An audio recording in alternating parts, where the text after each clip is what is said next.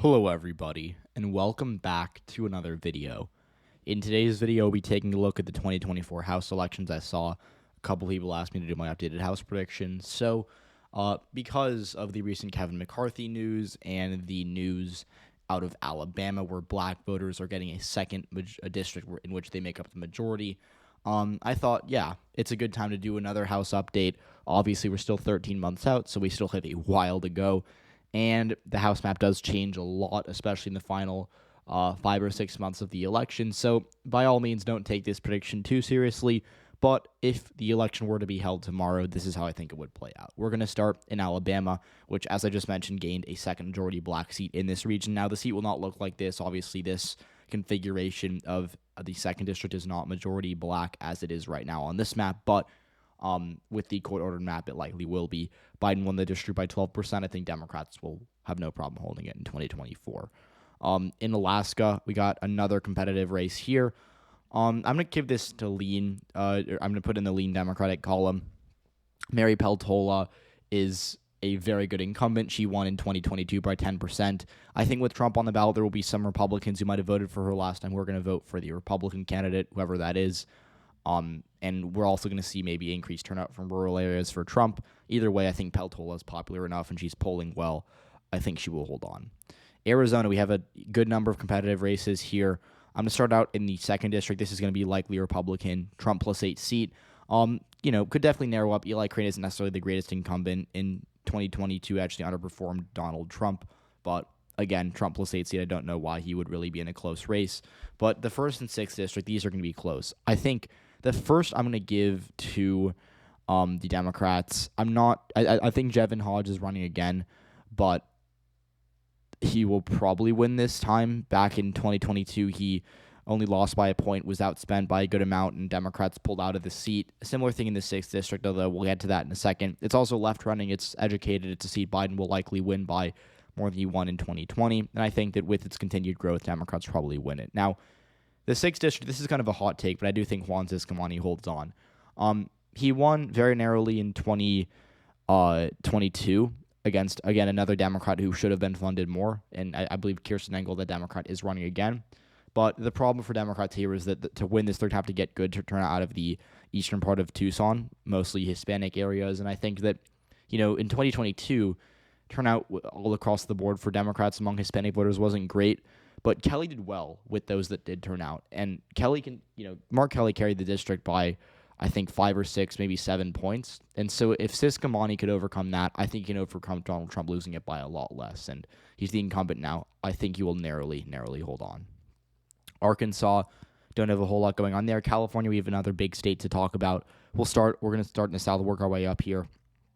Los Angeles, not San Francisco.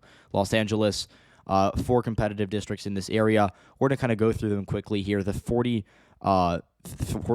district I'm going to put in the likely Republican column.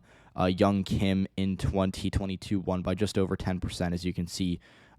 Wait, did they not have her? The 40th district? Did they really not? Yeah, here they go. Yeah, she won by 14%. I think she'll win by a bit less. This is a Biden seat, but it won't be close. Now, these other 4 seats are going to be really interesting. I cannot talk today, but we'll try to get through the video. So, the 41st, I think, is going to flip. Ken Calvert won in 2022, but not by as much as I think he should have. He beat Will Rollins by 4.5, and Rollins was underfunded. And again, Gavin Newsom lost he lost the seat by double digits, and I think Alex Padilla, the Democrat who ran for his reelection in the Senate, I think he lost it by a little less than Newsom, but it was still really bad. And I think when you look at how Democrats did here in 2022 in the House compared to how they did in other races, that's really encouraging for Will Rollins, and he's running again. So, again, as long as he outperforms Biden by just a little bit, and Biden could win the seat, by the way. He only lost it by a point in 2020.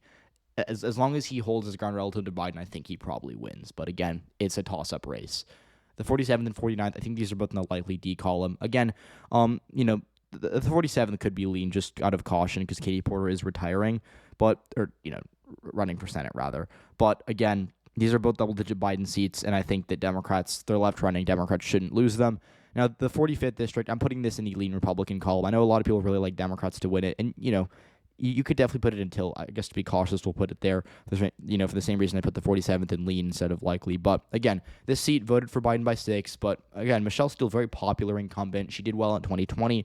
I think she's going to do well again. And will likely hold on, even though it will be closer than 2022. Colorado. Oh, wait, we're not done with California. What am I doing? We got to finish with the other parts of the state. The 26th, that's going to be in the likely Democratic column, maybe safe. The seat Biden won it by like 20. The 21st will be safe as well. The 9th will be safe. And then the rest of these 4 are competitive. I think that the 27th flips to the Democrats, likely going to be George Whitesides, who's already raised a lot of money, and Mike Garcia. I think this might be his time he finally goes down. He won by 6 in 2022, so he's a really good incumbent. But again, Gavin Newsom lost the district, and Republicans really had a lot of energy in Southern California last year. I don't think they'll have that in 2024, even if Trump does better than expected. He lost it by over 12% in 2020. I don't know if Garcia can overcome that again. The 22nd, I think this one is also going to flip.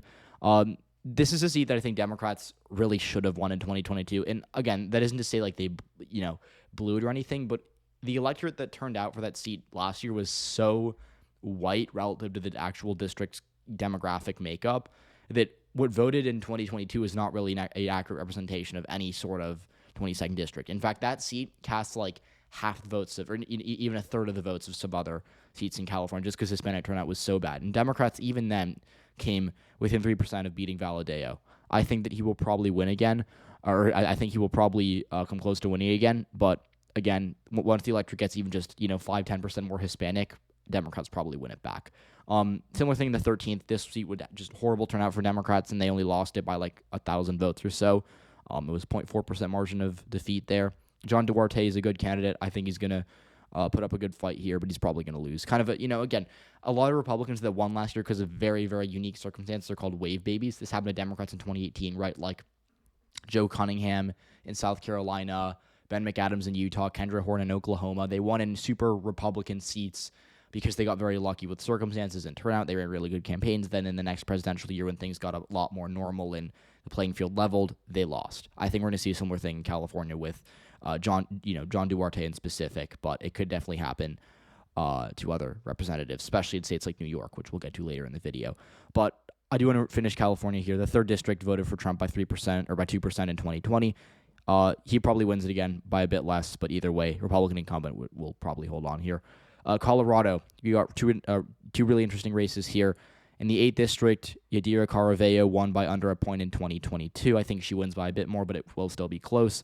I do think the 5th district, which was only 16% margin of victory for Lamborn in 2022, Trump will probably win it by under 10% next time. I think that's going to be in the likely column. Now, the 3rd district, this is a good one. Initially, you'll know that I was very, very keen on Boebert winning. I really argued that because Democrats did so well in Colorado in 2022, they had a missed opportunity. They did well in Boebert's seat, but not well enough. I think that this time they're actually going to get it done. Again, damn it, that's so annoying. I like cut out part of my screen to block ads for you guys because I get a lot of complaints, and the website will still find a way to give me an ad. But to return to the topic we're supposed to be on right now, I think Boebert will lose. There's a libertarian running in this seat that'll probably get a good amount of votes from Republicans that don't really like Boebert. She's not a very good incumbent. She's not popular. She's going to underperform Trump. And again, Trump only won the seat by 8%, right? Like he could only, Colorado's really left trending. It's one of the fastest growing, getting more progressive type states. And I think Trump could easily win the seat by under 5%, and that would be game over for Boebert. So she could win again, but I think right now it's kind of hard to make the argument for her being favored. Connecticut, this seat's going to stay blue. Don't have much to say there. Florida, I want to go through this quickly because there's nothing really of value here. Jared Moskowitz in 2022, only won by 5%, but Biden won it by 13, and I think he'll probably be fine again if he won in 2022, which was a DeSantis plus 20 electorate. The 7th district, that's going to stay red. Trump won it by 6, but I don't really see why that would move. The 4th district, I believe, was kind of close. I mean, Trump won it by 7. It'll probably narrow up from 20, but it still won't flip. And then the 9th district, darn, so is going to win. So the only really competitive seat I want to talk about in Florida is the I believe, 9th district or the 13th district with Anna Paulina Luna. And she's the worst, I think, Florida Republican candidate in terms of electability because she only won by 1% more than Trump did. And, like, again, you look at how much Republicans outperformed Trump in Florida in 2022. 11.5% in the 7th, 10% in the 9th, 14% in the 15th, 9% in the 23rd, 14% in the 27th, and then she only, does 1% better. I think that pretty clearly sticks out like a sore thumb. And I would really have a hard time seeing her outperform Trump again because Trump's probably going to win the district by a good amount. So it's in the lean GOP column, but in a wave-type environment, this seat definitely flips. Now to go to Georgia, I don't really want to spend too much time on this district here. This seat was, a target for Republicans last year. They didn't really come close to winning it. I don't see why they'd come close to winning it again. Hawaii, there's nothing going on there. We're going to have to move on quickly here to Illinois. Nothing in Idaho either. Illinois, few competitive seats. These two are going to be likely for Democrats as well as we're going to make this a bit closer. And the only remaining competitive seat there is the 17th district, which is a mostly working class seat. And it's right trending. Trump will probably do better in 2024 than he did in 2020. But Democratic incumbent Eric Sorensen, who won by a decent amount in 2022, probably holds on. But again, let's say Trump really does better with working class voters than we're expecting. Let's say Republicans get good turnout from white rural areas. This seat could flip. Indiana, Frank Mervon he won by a good amount in 2022. I don't think he's going to lose again. I don't think he's really at risk of losing this time. Iowa, again, a lot of the seats that are blank, I'm just going to kind of speed through here because they're not worth talking about. I don't want to make a 55-minute long video. But again, these two seats, Trump won Miller Meeks by 3 and Hinson by 4.5, and then they both outperformed. I think they're probably fine. The third is competitive. Zach Nunn was one of the few Republican candidates in a swing seat that actually did well relative to Trump.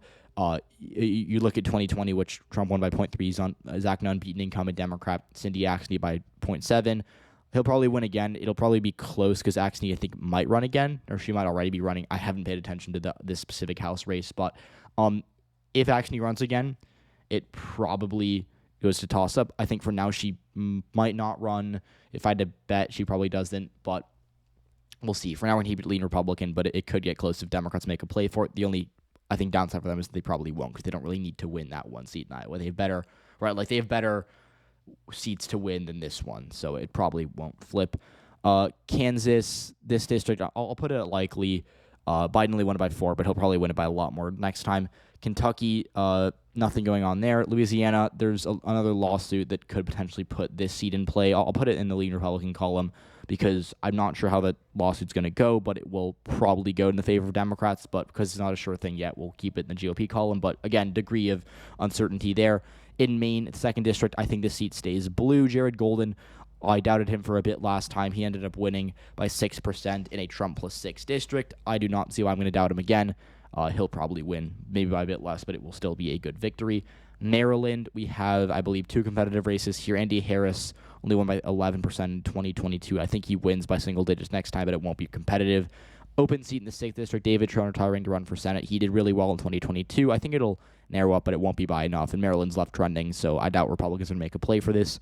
Michigan, there are actually a few I want to talk about here. So the 3rd and the 8th are going to be likely. The 10th is a toss-up type seat. I think John James will probably narrowly eke it out again. He won by 1%. He won by 0.5 in 2022, so he could definitely be at risk of losing. Carl Marlingo, the Democrat who almost beat him, is running again. So Democrats are going to try to win this seat because last time, again, they got outspent like 10-1 or something ridiculous like that. I think if Democrats really try this time, they can absolutely win it. But the downside for them is that in 2022, they had a really good year in Michigan. Whitmer won by like 11% statewide, and Biden will probably win Michigan again, but it will not be by 11. So without that kind of top-ticket energy, I think the seat stays red. Could it flip? Absolutely. Democrats are going to pour a lot of money into it, but James is now the incumbent, and I think that's just enough to kind of cancel out all the other factors here. The 7th, I think this seat stays blue narrowly. Slotkin's running for Senate. She'll probably win it at the senatorial level, but the seat only voted for Biden by 0.5, and, say he wins it by 1 or 2, that's easily enough for a good Republican candidate to counteract and win. So this seat is more competitive than people think, but I still think Democrats probably win it, although, I don't think Republicans are targeted as much as they could potentially. Minnesota second. Biden won it by 7. Democrats will be fine there. Missouri, the second district's interesting because Ann Wagner only won by 12% in 2022. And with Josh Hawley on the ballot, probably, bombing in this. Because, again, Hawley will win re-election easily statewide. Missouri's a super red state. I understand that very well.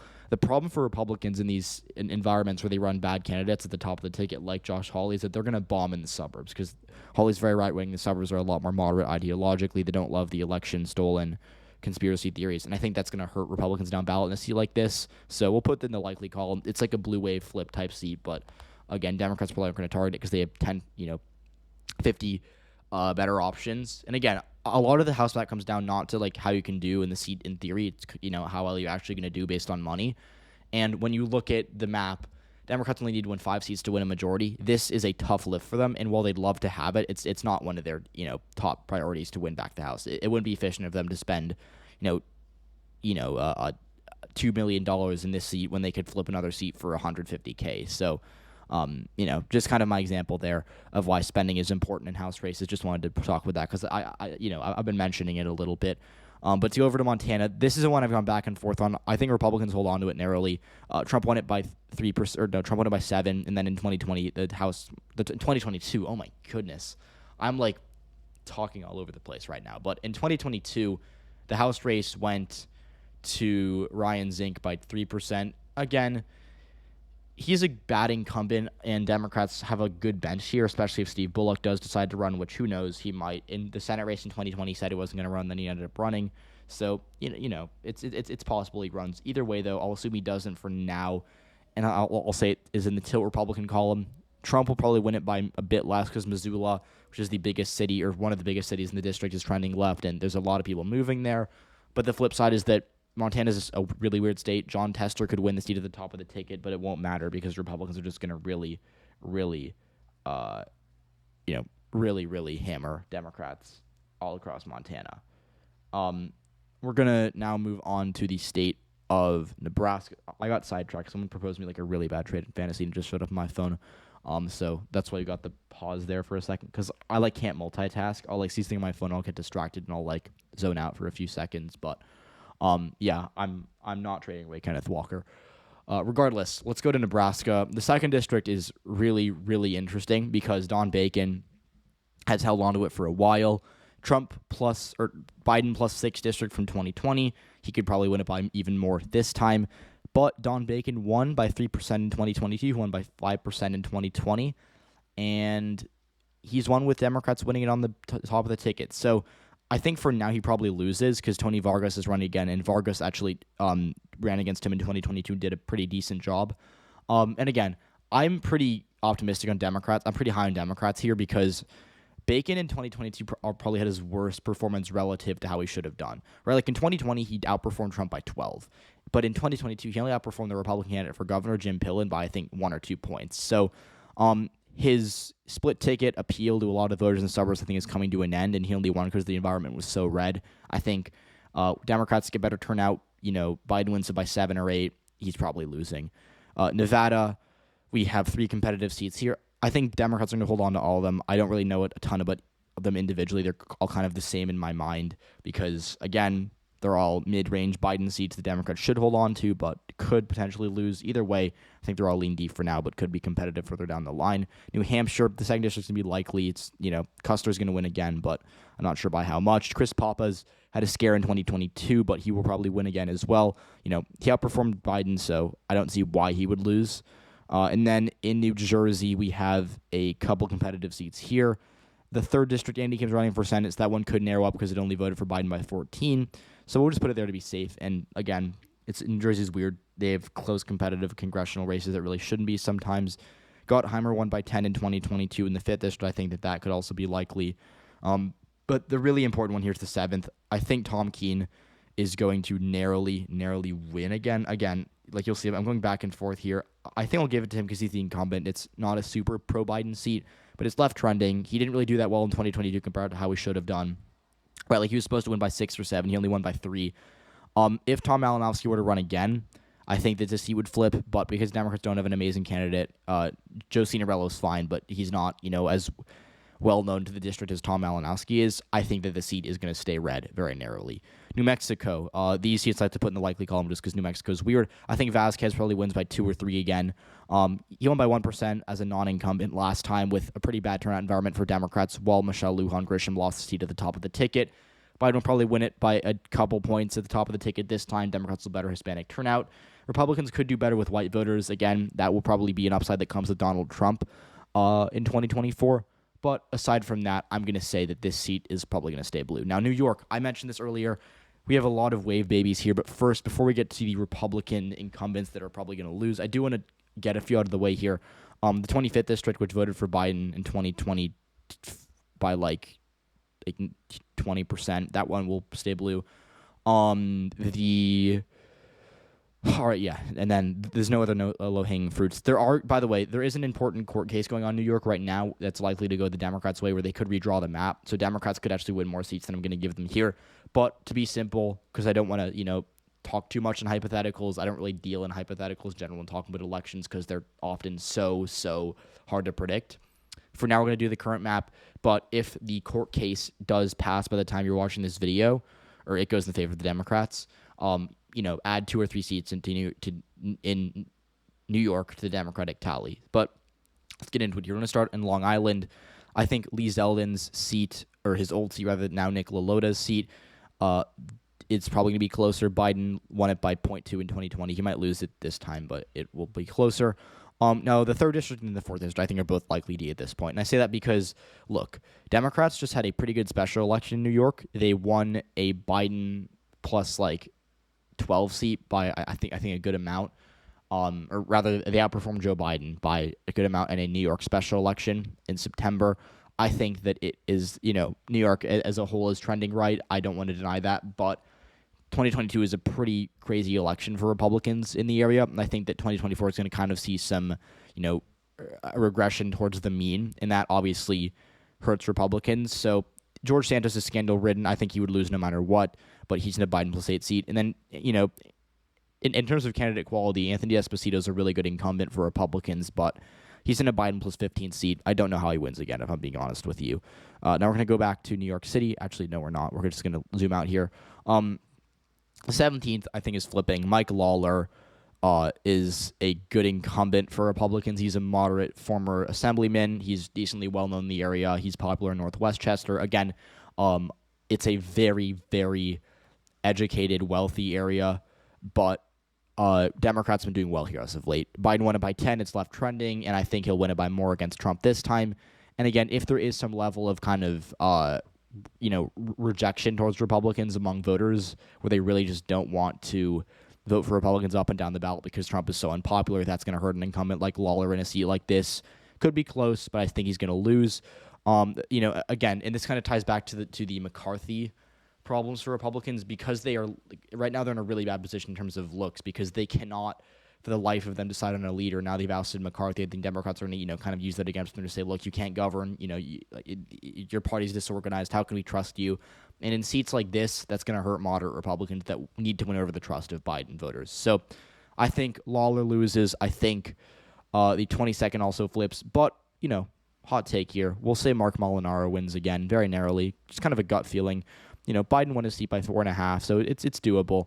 And again, this seat in New York it's kind of left trending, but at the same time, there are rural areas where Republicans can do better than they did in 2022. So I'm going to say this seat stays red very narrowly, but just kind of a gut feeling there. North Carolina, we're going to see some redraws. I think the 14th probably flips red. The 11th will stay red. The 13th could potentially be redrawn to be red. And then these other 2 seats are going to be blue no matter what. Because the 1st district can't change because it's a VRA seat. It's plurality black. So Republicans are legally not allowed to touch it. But that's, realistically, it's the only competitive seat in the state. In 2022, Don Davis only won by 5. And it's kind of right trending. There are a lot of problems for Democrats in majority black rural parts of the South because population is declining and because Republicans are doing marginally better in rural areas just because of education polarization. Regardless, I think the seat stays blue, but maybe by less than people are thinking. Ohio, Marcy Copper is going to probably win by single digits this time, even though she did win by 13 in 2022.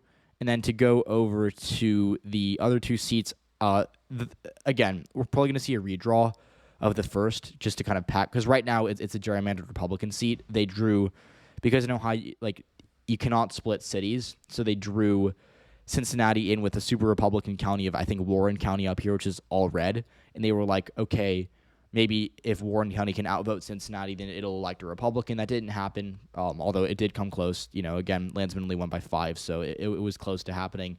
But now that there's there's no point in that happening, or there's really no chance of that happening, so there's no point in having a district like this. They're just going to redraw it to pack all of Cincinnati more effectively and just give Landsman kind of a D plus 18 type seat that he'll win a lot, by a lot more. And then in the 13th district, I think the seat stays blue, very narrowly though. Biden only won it by 3% in 2020, and it's right trending. He actually did worse here than Hillary Clinton, so for that reason, I'll probably be cautious and put it in the till column, even though there is a good Democratic incumbent. Now, Oregon. Oregon is a really, really interesting state for now. I think that the 6th and 4th stay blue because, again, in 2020, Biden won them by 13% each. So we'll keep those in the Democratic column. I think the 5th narrowly stays red. Democrats, I honestly don't know. I guess we'll put it blue because they gave Republicans Molinaro seat. I kind of want to compensate for that. I don't want to give all my gut takes to Republicans, but this seat is weird because it's kind of the worst of both worlds for Democrats, because on one hand they have the affluent, neoliberal Portland suburbs up here that are very wealthy that will like more moderate Democrats. And in the South you have Bend, which is a progressive, more Bernie Sanders type part of the electorate on the left wing of the Democratic Party. And in 2022, the primary was it was a divided primary between the incumbent moderate Democrat Kurt Schrader and the more progressive Jamie McLeod-Skinner, who's running again. McLeod-Skinner outperformed Tina Kotek in the governor's race, so she could win again, but she's not an ideal candidate. I think Democrats would be better off running someone else. Either way, though, because Biden will likely win the seat by double digits, because it's left trending, because Democrats, I think, are going to do well in the Portland suburbs next year, I think it'll be just enough to keep the seat or to flip the seat blue, but I'm not very confident in that take. 17th is staying blue. This is a primary here going on between Brian Fitzpatrick and a more MAGA type challenger. If Fitzpatrick wins, I'll put it in the safe GOP column. If the Republican or if the challenger from the right of the party wins, it's going to be a toss up. The seat did vote for Biden, but Fitzpatrick's a really good incumbent, so he wins every year. Either way, though, we'll wait on the primary. The 10th is probably going to be lean Republican. This is kind of an underrated seat I like to talk about a little bit in these videos because it only voted for Trump by 4, and Scott Perry's not necessarily the greatest incumbent. That being said, he'll probably win again, but further down the line, I think the seat could be interesting because it is left trending. There are some areas of Harrisburg kind of in those, more. I don't know a ton about the geography of South Pennsylvania, but the Harrisburg area, Dauphin County, Cumberland County, those areas are getting better for Democrats in terms of trends and individual swing. And then in the 7th and 8th district, I'm going to say these are both going to narrowly elect Democrats. They are both Democratic incumbents. Susan Wild and Mark Cartwright narrowly won in 2022. John Fetterman did win these districts by more than the Democratic incumbents here did, but on the flip side, they did very well because, again, Susan Wild was supposed to lose by a lot. She ended up winning despite all the odds being against her. And then Matt Cartwright obviously did really well in the Trump seat, so I think he wins again, but by less than 2022. Rhode Island, the 2nd district was stay blue. The Republicans had a golden opportunity there. They couldn't get it done. Though to their credit, they did come pretty close. South Carolina's going to stay as it is. South Dakota's going to stay as it is. Tennessee, the 5th will probably be under 10, under 11 or 12%. Trump only won it by 11, and Andy Ogles isn't the greatest incumbent, as you can see here. I think it will likely stay with the GOP, though.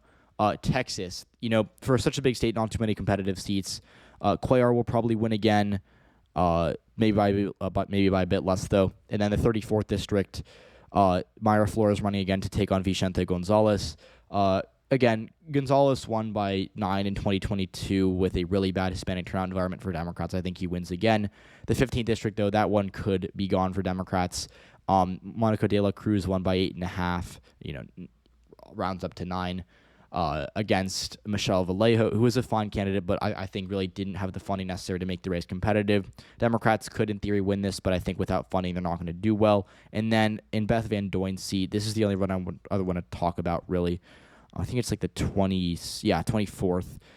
It's a Trump plus 12 seat. It's pretty right. It's pretty left trending, and I think if a blue wave does happen in the suburbs, it'll probably narrow up a little bit. But just to be safe, we'll put it in the likely column right here. So that's really all we have for Texas.